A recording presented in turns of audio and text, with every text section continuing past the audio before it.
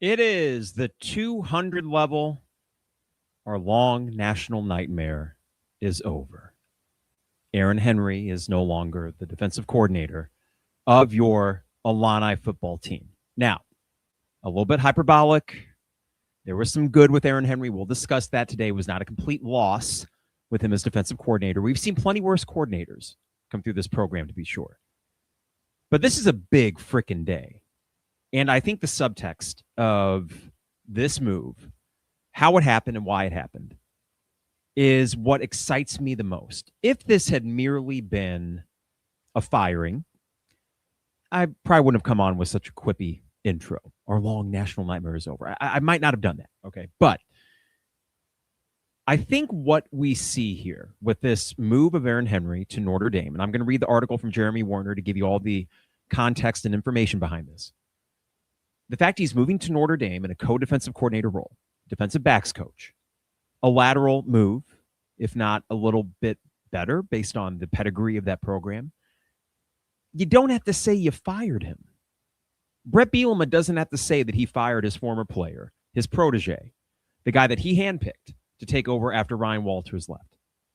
He can say instead, oh, an opportunity presented itself. But we know. And whether or not it will come out in black and white terms, hard to say. But we know this is essentially a firing. And it had to happen. With the timeline, I should say the fudged timeline that you get with the transfer portal now, it was hard to know when or frankly if this would happen. And as time went on and we got through the entire month of January, I thought, well, that might be it. Now, yesterday, it was interesting because Robbie Disher leaves to take a job as the special teams coordinator of Ohio State.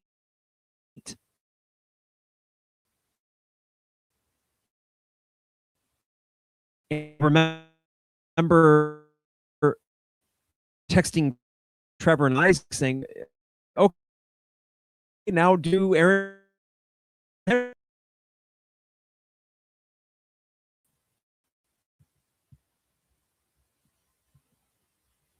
Are we back? All right. Sorry about that, everybody.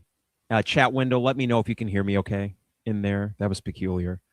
But it looks like we are tip-top now. Okay. What was I saying? Robbie Disher leaves yesterday. And I texted Trevor and Isaac saying, well, okay, now do Bart Miller, do Aaron Henry. That sort of rekindled this idea that, yeah, you can make changes and there's not really a hard and fast schedule in which you have to do that. But I was still shocked when I got the text from Trevor. He had sent me Jeremy's tweet breaking the news and the article that I'm about to read here so you guys can get the 411 on how this happened, why this happened, all that. So Aaron Henry is gone. It is good news for this program. It is not to say that he did not do some good things. It is not to say that his defense did not help contribute at points to a 19-win stretch over the last 2 years. This is not the Beatty-Gonzalez co-offensive coordinator disaster. It is not that. But it wasn't good enough. And we knew that from watching this team. Bret Bielema knew that. And it kind of makes you wonder in hindsight with the resurgence, if you want to call that, of Illinois and their defense in November, for the most part, minus the Wisconsin game, the way they played in the bowl game against Tennessee, how much of that was Bret Bielema and how much of that was Aaron Henry? Now, in a way, that is unfair to Aaron Henry because if they stunk, we blamed him. And if they were good, we praised Bret Bielema. That's not fair. This is a guy that Bret Bielema handpicked and sometimes to his detriment. And he was held accountable for that on this podcast. He was held accountable by guys like Jeremy and Joey and other reporters that kind of knew, like, this isn't good enough. This is not the standard that Bret Bielema himself would have set. So in that regard, this hire was not a success. It was not a complete abject failure. But if we were to grade it A to F, C, C minus, and you're not a program that is going to accept that at this point, nor should you. So today, the best news is this. Bret Bielema has high expectations for this program. Otherwise, this move is not made. The discomfort that probably came as a result of saying, Aaron, I got to move on. Let's find you another spot. That discomfort is not broached unless he has higher expectations for what this team and what this program should be able to accomplish. And you were not sniffing a college football playoff with an Aaron Henry-led defense, at least not yet. Maybe he'll grow into it, but as a co-defensive coordinator for Notre Dame, sure. As their defensive backs coach, sure. Build your resume there. Don't be the main play caller, because he won't be. That was what he was here. It was too big of a job for where he's at in his career. So it is okay to sit here and wish him well. It's also okay to sit here and say, man, there were some rough times. And we'll break down those 3 years and also look ahead to what this means for this team going into 2026. Now, before I get too far ahead of myself, got to remind you, the 200 level is brought to you by Hamilton Walkers. Steak, seafood, spirits, right in the heart of downtown Champaign. We are in the dead of winter. Now, the good news is we're starting to warm up gradually. The thaw is beginning, 30 degrees for the most part this week, so no better time to go and enjoy their cozy dining room or eat out in their really classy bar area. And if you are one who does prefer to stay in, hey, you can order online at hamiltonwalkers.com. Pick it up right behind the building. They will bring it out to you. You can stay in your nice toasty car and take that delicious meal to your toasty abode. I prefer to eat there because it's just a great 5-star dining experience. So that is Hamilton Walkers, downtown Champaign, steak, seafood, and spirits. State Farm agent Brian Hansen. Online at brianismyguy.com. For life, auto, home, business renters, you name it, Brian is my guy, and it could be your guy as well at brianismyguy.com. Dogtown Heating, Air, and Plumbing, your home's best friend. Give them a call at 217-841-4728 and join their maintenance program. That is no overtime or weekend fees, guaranteed same-day service, and an AC check in the spring, furnace check in the fall. Believe it or not, within the next couple months, you will want to get that AC checked. Dogtown Heating, Air, and Plumbing, 217-841-4728. And finally, Owen Builders LLC, online at owenbuildersllc.com. For your next home improvement project, check out a gallery of their work online at owenbuildersllc.com. Champagne Showers Podcast Network. Appreciate them. Appreciate you tuning in to this impromptu emergency pod. And yes, talking all things Aaron Henry. So what I'm going to do to give us a little bit of context as to this decision and how it unfolded, I have the article here from Jeremy Werner for Illini Inquirer, and I will read that whenever it loads. And I got to apologize for technology not exactly cooperating here. I'm not exactly sure why, but hey, that is just what it is. It's one thing that does frustrate me is that is loading. Wow. 3 years of Aaron Henry. And if we were to try to encapsulate what necessarily we got or did not get from the defense with Aaron Henry, I think it is fair to say that there were moments in which they stepped up to the challenge and helped you win games. So this was not a complete loss of a 3-year stretch. Fair? Fair. There are individual games, big performances you can pinpoint and say, wow, that was really good. Kansas last year, which kind of started this resurgence for Illinois football. Michigan, I know they didn't have a quarterback, really. They did have Colson Loveland, and that guy's pretty good, and he was really good in that game, but you shut them down in what was the biggest home game for Illinois football in a long, long time. You stepped up. Bowl games against South Carolina and 3 quarters, at least, of the Tennessee game. And that goes to show it was not a complete loss. They did help you win some games. Furthermore, and we'll discuss this later on as well, but is he the reason why you did not make a college football playoff, or is he one of many reasons? And I would say it is more the latter. Is the defense and their underperformance last year the biggest reason why you did not sniff it? I'd say probably so. So here's the article from Jeremy Werner. Now that I got it loaded, technology, from Illini Inquirer. This was posted about an hour ago. Notre Dame is expected to hire Illinois defensive coordinator Aaron Henry as co-defensive coordinator and defensive backs coach. CBS Sports' Matt Zenitz reports. Henry has been the full-time defensive coordinator since the beginning of the 2023 season and was also the defensive coordinator in the ReliaQuest Bowl to end the 2022 season. He served as the Illini's defensive backs coach in 21-22, helping develop Devin Witherspoon into the number 5 pick in the 2023 NFL Draft. But Henry's defense had struggled for the majority of the last 3 seasons. After Ryan Walters left to be the head coach at Purdue, Henry was elevated to defensive coordinator. But after Witherspoon and fellow top 66 picks Quan Martin and Sidney Brown graduated to the NFL, Illinois dipped from the number 1 scoring defense in 2022, 12.8 points a game, to the number 93 scoring defense, 24.5 and 23. The defense took a step forward in 2024, helping Illinois win 10 games and win the Citrus Bowl by allowing just 21.7 points per game. But the Illini have taken a significant step backward this season, despite returning a majority of starters, allowing 28.6 points during conference play. 2 losses stuck out the most. In a 42-25 loss to Washington, Illinois allowed 6 touchdowns on the Huskies' first 7 drives, allowed 449 yards of total offense, and allowed the Huskies to go 9 of 12 on third down. In a loss to Wisconsin, Illinois allowed 2 80-yard touchdown drives to a Badgers team that during its first 7 Big Ten games had averaged 6.7 points and had just 4 touchdown drives of 75-plus yards. Why it matters. This is Illinois' first coordinator change since Ryan Walters left after the 22 season and Henry was promoted, and Illinois now has 3 assistant spots to fill, following the departures of Henry, special teams coordinator, tight ends coach Robbie Disher, and running backs coach Thad Ward.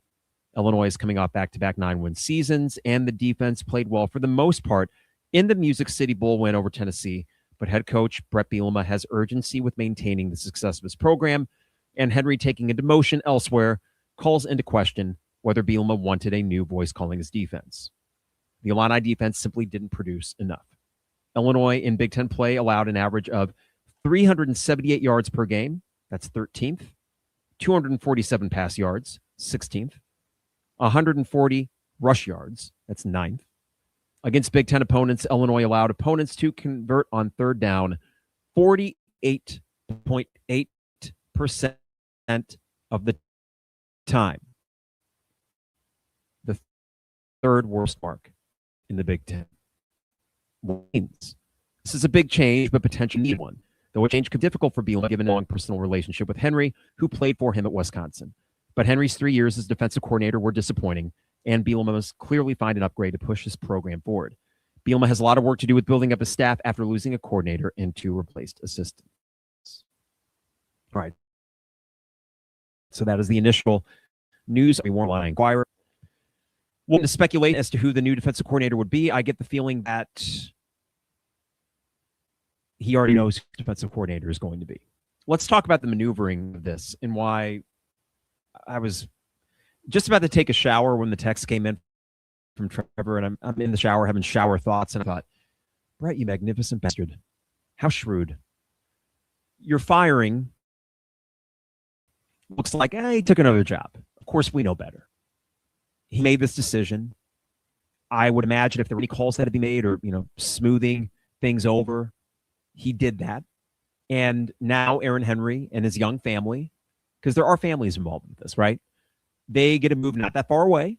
They stay in the Midwest, so they are uprooting, but not some dramatic cross-country thing, for a program that is a college football playoff contender perennially.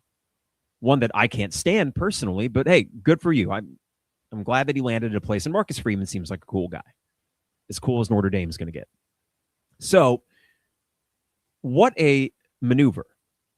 The old, I didn't actually fire him, but I did fire him kind of thing. And it seems like Bret Bielema, with the Rolodex he has, is particularly good at that sort of thing. The search, if we want to call it that, for a new defensive coordinator, I would assume will wrap up fairly quickly. And that there was already someone kind of in place, ready to sign the dotted line whenever Aaron Henry made this move. But to navigate like this, all while retaining your secondary and going out and getting some guys in the portal, and there's still work left to be done. I know it's late in the game, but they got to get, I would assume, a few more guys in the front. I just love the sort of stealthiness of it. I guess he could have just fired Aaron Henry on January 1st. He could have done that. And Aaron Henry might have ended up at the very same place. But I think there is something about optics and the fact that Bret Bielema gets to retain a rather pristine reputation among the coaching ranks as someone that's not going to throw one of his guys under the bus. And even as low as it got at points this year, Bret Bielema did not throw Aaron Henry under the bus. The biggest thing he said, I believe, was maybe after the Washington game and certainly after Wisconsin, hey, we got to wrap the season up. Of course, there are changes that need to be made. And he left that somewhat vague, whether that would come internally or looking for another defensive coordinator. But the way that he did this impresses me.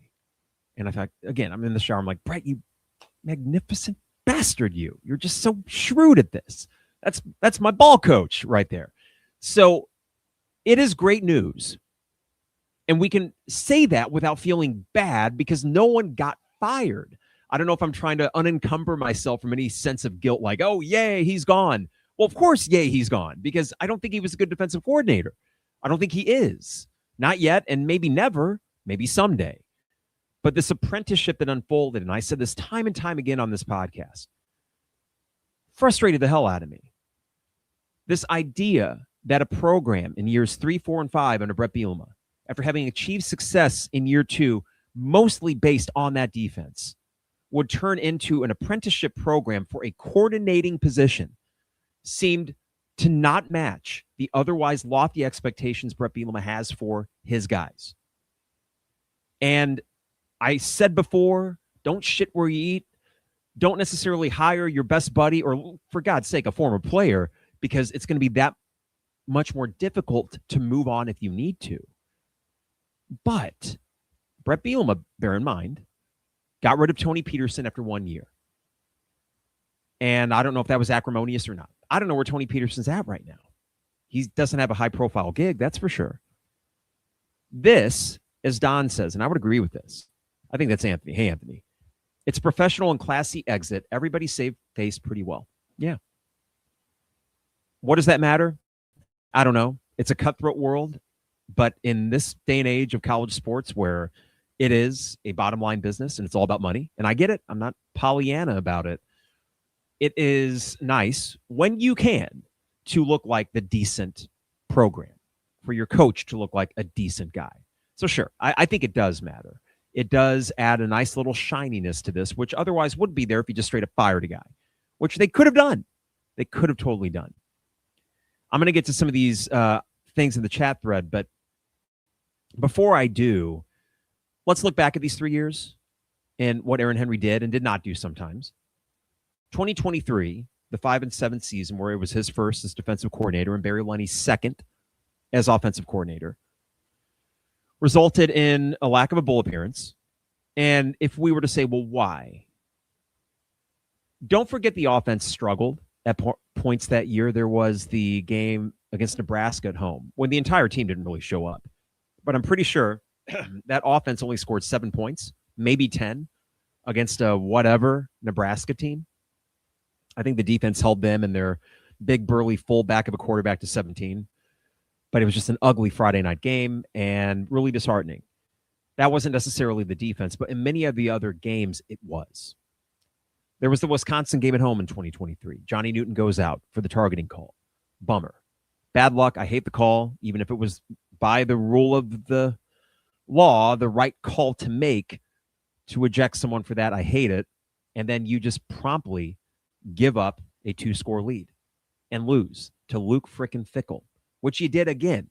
And I don't think Bret Bielema wanted to lose to Luke Fickell once, let alone twice. And I kind of wonder now if that Wisconsin game was not the straw that broke the camel's back. That if you would went up there and won, as you should have, that we would be having a different conversation right now. But regardless, the game that sticks out to me the most in 2023 is this guy's not a good defensive coordinator. I could pick any of the high-scoring games. I could pick at Purdue. I could pick freaking Northwestern at home at the end of the year. Though Isaiah Williams and his fumble in special teams, it was a total disaster. The game I go back to is Iowa, when I think you only gave up 17 points, but it was Deacon Hill, who, as I've said before, is basically a Roblox character in real life. He is a Lego-shaped man who led a game-winning touchdown drive. Because, of course, he did. And you could say, why didn't the offense score more? Well, it was John Paddock versus Iowa's defense. What do you want? Like, that was a game where you're just asking the defense, for once in your life, be good for 60 minutes. We're going to need it. It's not a good offense you're facing. Just make the stop. And they didn't. And I remember turning that game off and thinking, God dang it. I know that people will say, well, the defense wasn't so bad. But come on. Know the opponent. That Iowa offense was hot garbage. I think that was Ferentz's last season. Brian Ferentz is the offensive coordinator. So that game stuck out to me as, if you need the defense to make a stop to win a game, can you trust Aaron Henry's defense to do that? Now, 2024 was a resurgence for the team across the board, but defensively as well because of all the takeaways that you got. And there were some highlights.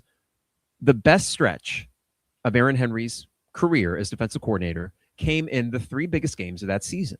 Kansas at home, Michigan at home, South Carolina in the bowl game. And they played really good football, sound football. They tackled well. They got a few takeaways. Have to remember how many takeaways they got against South Carolina. I don't think that was takeaway based so much as just good sound defense and a great game plan. It showed he was capable of doing this, even if he got help from his head coach. He was capable of being a serviceable and sometimes good defensive coordinator. But bear in mind, in that same season, take the game at Rutgers. Thank goodness we have the all-time highlight of Luke Altmaier finding Pat Bryant. Because remember what happened before that? Illinois had taken the lead, and then with about 2.5 minutes to go, Rutgers promptly went down the field, 80-yard drive, touchdown. No resistance. Picked you apart. Ethan Kaliakmanis, sure. The Northwestern game, Aiden Lawfrey broke off, 3 runs of 60-plus yards? Mikel LaShore-like performance up there at Wrigley Field. You were giving up points in bunches in the first half to a bad Northwestern team. I'm not going to fault them that much for the Oregon game because that was just one that you weren't going to win, and it got away from you. I wish it hadn't to that degree, but it did. Okay, fine. But overall, you left that season thinking, okay, I don't trust him. But objectively, there were some good moments. On we go into 2025. And if I look back to this year, you're feeling fine up until the Indiana game. The Duke game were all the takeaways, 5 of them? And you gave up 450 yards, but you thought, well, that's Darian Menza, and that's a Duke offense. It's going to get there. It's fine.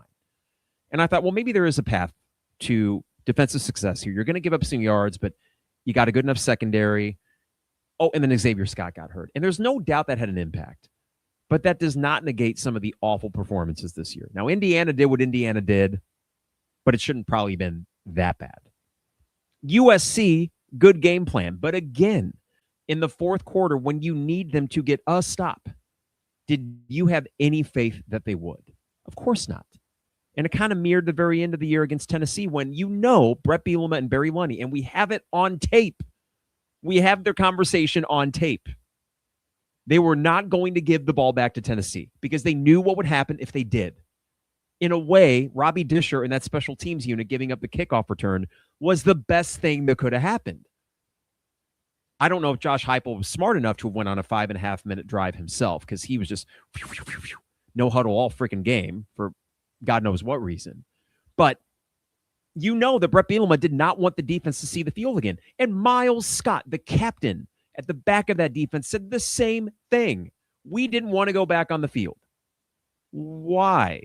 Well, he doesn't need to answer that. I appreciate the honesty. I wouldn't have wanted to either because I wouldn't want to be the reason that the team lost a bowl game after Luke Altmaier led a potential game-winning drive. But no worries. Masterclass from Barry Lunny and Luke Altmaier. The 4th-and-1 conversion to Jordan Anderson. Just a great drive to end what was still a very good year. And I would use the word great when you consider Illinois in historical context. But too many times this year, specifically the Washington game and the Wisconsin game, you saw a defense that just sucked. And there was not enough of an excuse, personnel-wise, for it to suck that bad. The Wisconsin game in particular, kind of like the Iowa game in 2023, the nadir, in my mind, because of the opponent. And when you consider how bad their offense was all year and how much the offense for Wisconsin sucked the last game of the year as well. They were bad, and you made them look halfway decent in a game that you cannot afford to lose. None of us want to lose to Wisconsin. I hate those cheesy bastards. They annoy me. They're corny, and just the whole state could fall off the country, the continental U.S., and I'd be fine with it, despite the beautiful nature around it. I can't do their sports teams, and I can't do Badgers football or basketball. Drives me nuts. And then you had to lose to them. What was the biggest culprit? The defense. Yeah, the offense had a bad game. But could they not afford a bad game every now and then? Can they not? And can they not get in a position where they can't run the ball because they have to pass it because your dumbass defense gave up 80-yard scoring drives to a team that averaged less than a touchdown in Big Ten play? Should have been left on the tarmac. But Bret Bielema, out of the kindness of his heart, brought him back for the Northwestern game and the bowl game. But as I mentioned a few minutes ago, it would not surprise me if that Wisconsin game decided right then and there, this guy's gone.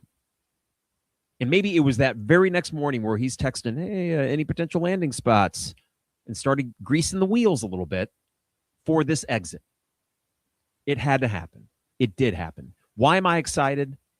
One, I'm excited to see who the new defensive coordinator is. And I know, Jacob, you asked, who's it going to be? I'm not good with hot lists, hot boards, things like that. I don't know if Chris Ash is available, and I know that's a name that always gets thrown around for Big Ten openings.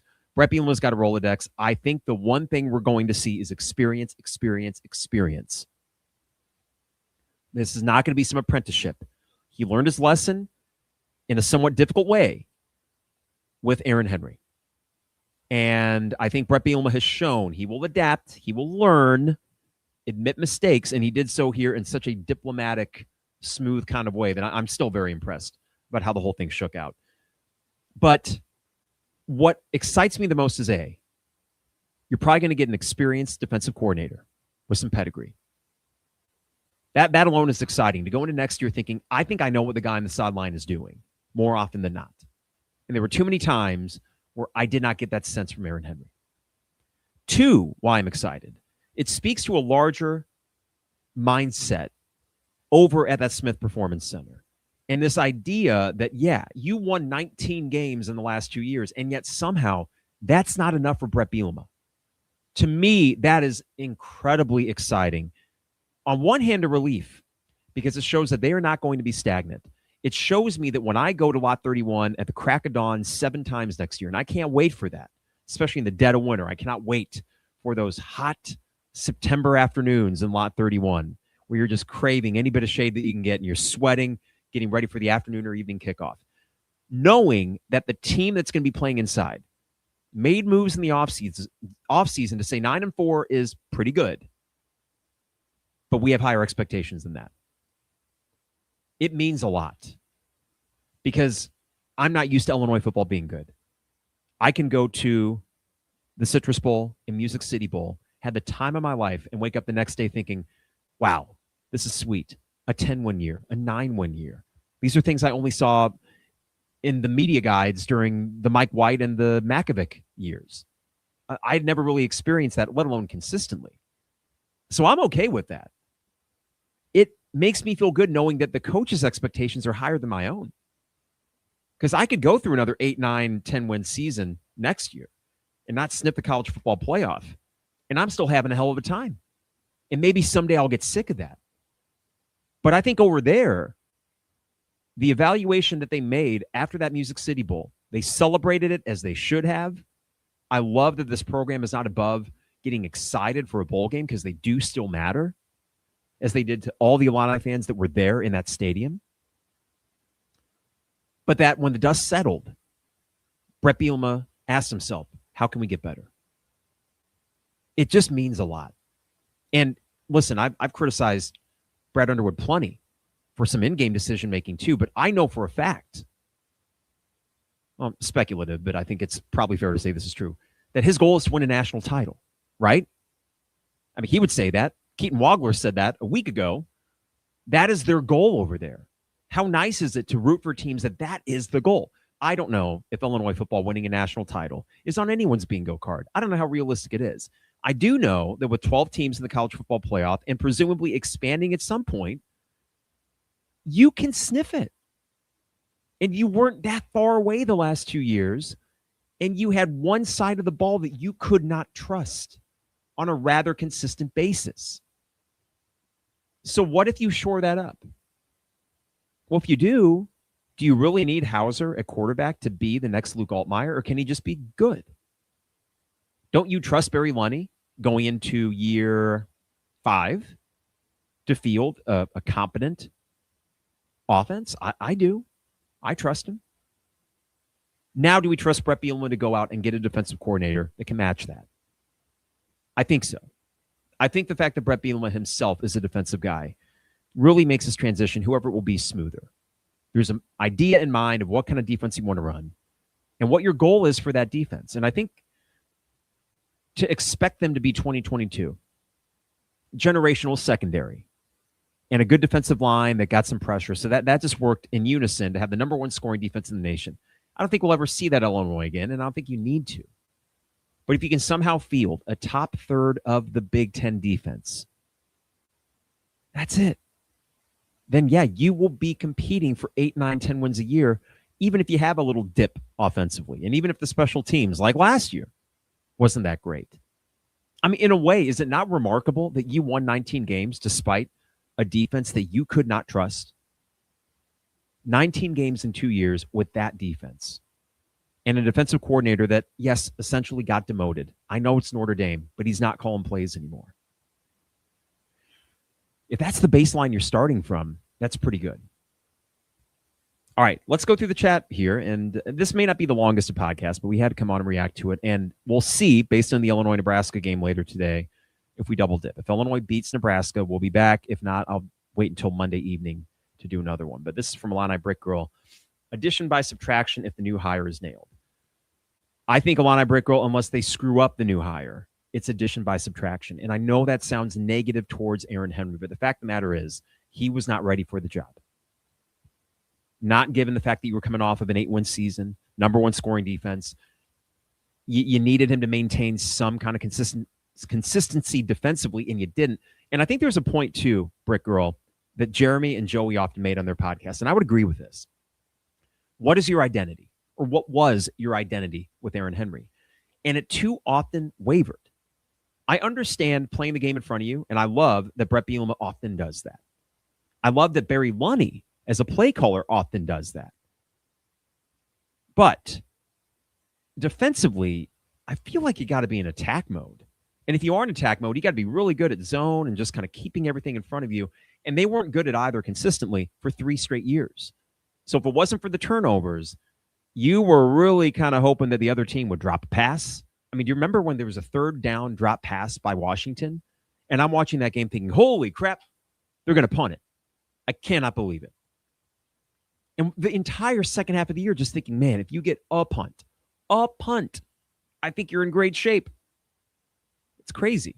So I think, Brick Girl, one thing that I'm looking for is someone that just has an identity as to what they do.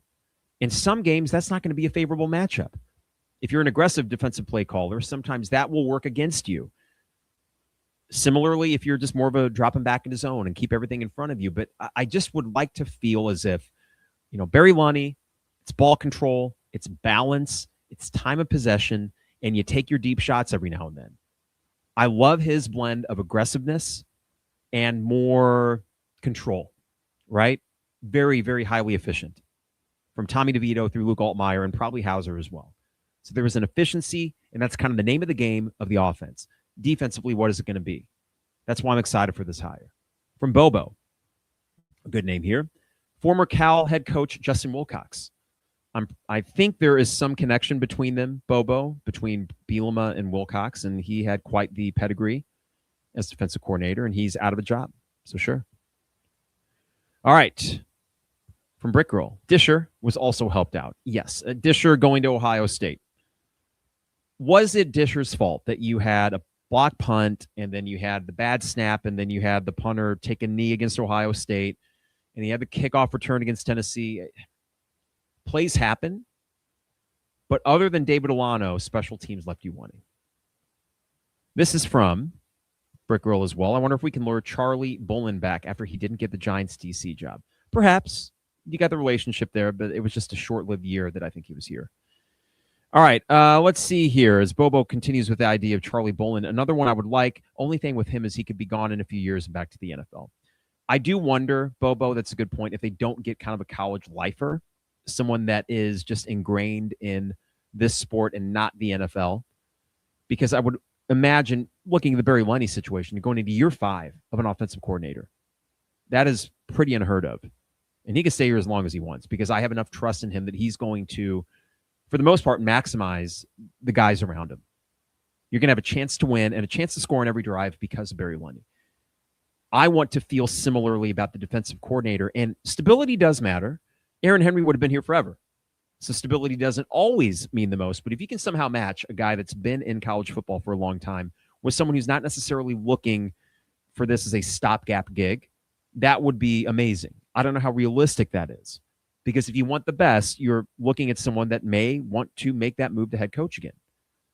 But you might find someone that's right in that perfect middle spot where they're happy to just call plays, be the defensive guru. So we'll see with that. From Billy, feels like the right ending for everyone. Just hope we're not too late in the cycle to get a solid replacement. Billy, I would be surprised. I don't know what the cycle even looks like anymore as far as timeline. I said this earlier in the podcast that I don't know what dates and deadlines even mean with the portal and when it opens, when it closes, and then how that affects coaches, coordinators, position coaches, all that. All right, this is from Michael. From my understanding, our assistant coaches are in the upper tier of pay. Let's go out and get an A number one proven DC.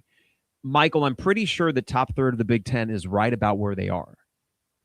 And that's why when I talk about expectations for this team, and just given the nature of NIL and the budgets going into this, if you can match the money coming into your program as far as on-field or on-court success, then you can stay here as long as you want. With Brad Underwood, I know that program is getting top quarter of the Big Ten resources. And in conference play, he is making that investment count. If he's getting top 12 kind of money nationally, which he might be, then we got to start seeing that in March. This team has a great chance to do that, right? I think with football, if they're top third of the Big Ten in terms of resources coming in, then the results should match that. And I think Bielema is capable, as we've seen, right? He is capable of matching that, if in fact that is the money coming in. If anything, I would imagine he's probably been overperforming. And now that you've had success, that's just going to open up the spigot for even more money coming in. All right, let's see here.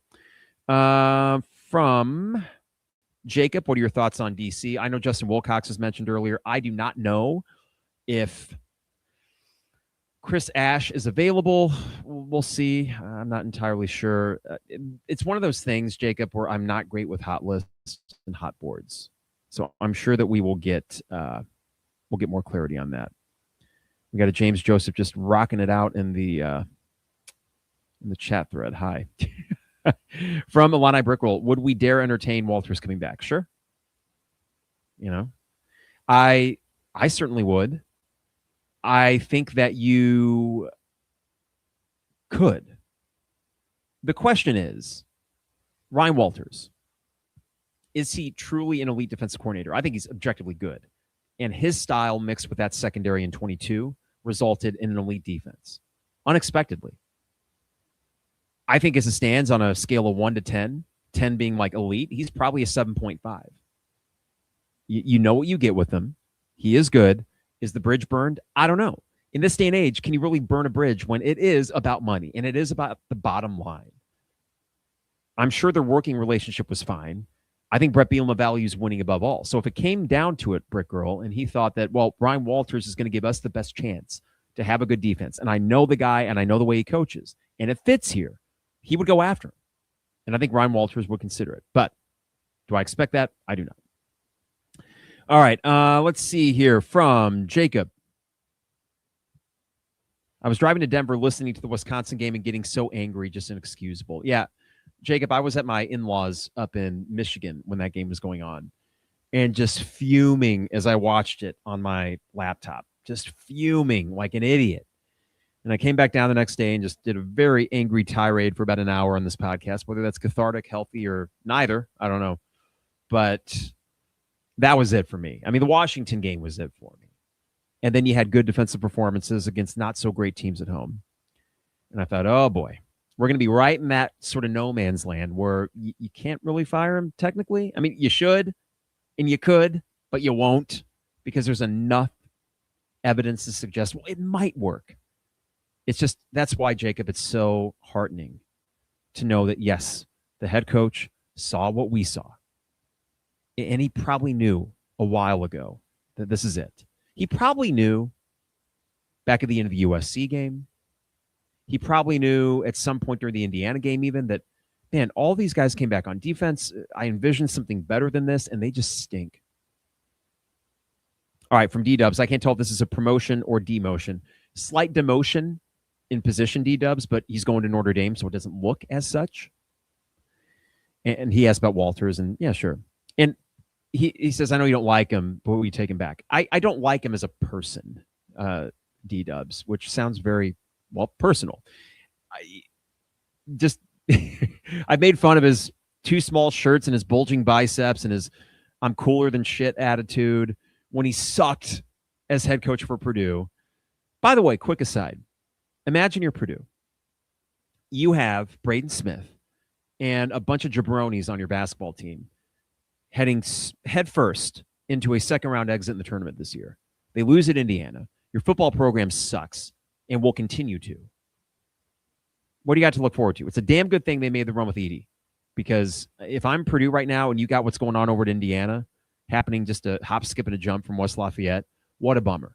Quick aside, no, I don't like Walters as a person. I think he's a smarmy individual, but I'm not an 18 to 22-year-old playing college football, and I'm not a defensive back. I'm not a guy that wants to go knock some heads. I would probably respond to that if I was. So I'd take him back. I don't need to like the coaches. I don't need to like them personally. I don't need to want to have a beer with them. I do like Bret Bielema overall. You know, between him and Brad Underwood, if it's like, who would you rather have a beer with? Well, I think Bret, because he does seem to be a guy that is very comfortable where he's at, knowing what he had been at Wisconsin and Arkansas as kind of a braggadocious dude. Didn't have the best reputation. I think that there's a lot of maturity that's happened. Not to say that Brad Underwood's not mature, but I feel like I would be getting sold something while I'm having a beer, and I don't want that. You know, and I think Bret Bielema just has this very kind of straight way of talking and explaining things that I appreciate. It comes off as authentic to me. But even if it wasn't, if Bret Bielema won 19 games the last 2 years and he had Ryan Walters' energy, I'd get over it. It just so happens I kind of like him, so it makes it a little bit, you know, when time comes to critique him, I'm not going as quickly into the angry well as I am with maybe Brad Underwood, right? This is from Cookie asking, just join the show. You're saying that you think Bielema wanted him to move on. 100%. It was a firing in all but name. It was, let's find you another gig. And that's fine. You know, it had to happen, and they did so, saving face for everybody. All right. A couple more here before we get going. And Cookie does ask about the timeline. Why wait until now to make the move? I'm not sure. I don't know if it was to let the dust settle and see what opportunities presented themselves for Aaron. I don't know if it was Bret Bielema himself back-channeling his own guys. From Jacob, can Dennis Allen coach Illinois on Saturdays and the Bears on Sundays? I overall like what Dennis Allen did for the Bears this year. I think that despite a complete lack of a pass rush, that defense did about as much as he could have gotten out of him. So I like Dennis Allen. I know there were some frustrating moments, but overall pretty good. This James Joseph guy is, man, can we? I'm going to put user in timeout. No offense, James Joseph. He's just putting a bunch of shit in there. All right, from Bobo. Think we'll know fairly quickly who the new DC will be. Don't think this will be a long process. Yeah, I would agree with that. So now the question is who? And that's for another podcast. But we had to come on and react to this. And again, it might be the first of two today. If Illinois beats Nebraska, we'll be back on for a post game. Let's hope. I feel optimistic about it as I sit here. But Illinois football will have a new defensive coordinator. It had to happen. Bret Bielema did it by gum, and that's exciting. And I think that without even focusing on the problems that we had with Aaron Henry when he was here, the forward thinking that goes into something like this, the idea that that was good but not good enough is what excites me the most. Knowing that I'll be there in Lot 31 and I'll be in the stadium and I'll maybe travel to an away game or two. I'm so invested in Illini football in a way I haven't been in my whole life. And to know that the coach, the head guy, is invested in achieving even more is really awesome. Because here's my final thought. If Bret Bielema and his expectations are college football playoff, and he's going to turn over every stone in the transfer portal and in the coaching carousel in order to have the staff and team he needs to do that, that inevitably raises your floor. What it makes less likely are the 5 and 7 seasons that are disheartening. And you think, oh, God, momentum's gone. I'm starting to wonder truly, and maybe I don't even need to wonder, if we're past that. Not that Illinois is past the occasional disappointing season, but that they might be past this point of losing momentum and poof, it's gone. I don't know that to be the case anymore, because I think if you're operating like this and you are willing to cut ties with someone who was a former player that you handpicked to be the defensive coordinator, it shows that you are aiming high. And as I said, hey, you give me 8 wins a year, I'm still a happy guy. But Bret would not be if that were the case. And I like that. I like knowing that. It brings me comfort and excitement in equal measure as an Illini football fan. So thank you all for tuning in on this emergency pod, man. Aaron Henry is gone. Who's next? We'll find out. And I would agree with Bobo soon, within the week. I bet the guy's already kind of known. And check the message boards and all that. I'm sure names will be popping up and percolating. And I wouldn't be surprised by the end of the day, whether you're on Illinois Loyalty or Inquirer or Illini Board, if that's still around, or whatever it may be, that you start, that must be the guy. And that's an exciting place to be because you got the head guy. It's so much more fun to go into a coaching carousel replacing coordinators or position guys than the head dude. So I will take this much less high-pressure version of the coaching carousel, knowing that Bret Bielema is the one doing the searching himself. All right, Hamilton Walkers, downtown Champaign, steak, seafood, and spirits. State Farm agent Brian Hansen, online at brianismyguy.com for life, auto, home, business renters, whatever your insurance needs, online at brianismyguy.com. Dogtown Heating, Air, and Plumbing, your home's best friend. Give them a call, 217-841-4728. Join their maintenance program. No overtime or weekend fees, guaranteed same-day service with Dogtown Heating, Air, and Plumbing. And Owen Builders, LLC, for your next home improvement project. Check out a gallery of their work online at owenbuildersllc.com. Nice little palate cleanser with some football. Maybe see you later today if Illinois can get the win against Nebraska. If not, we'll do a podcast on Monday to kind of recap this last stretch, a 10-game winning streak. Will it be 11? They don't need it. Illinois does not need this game. But as I sit here about 1 o'clock, I think they get it. Fingers crossed.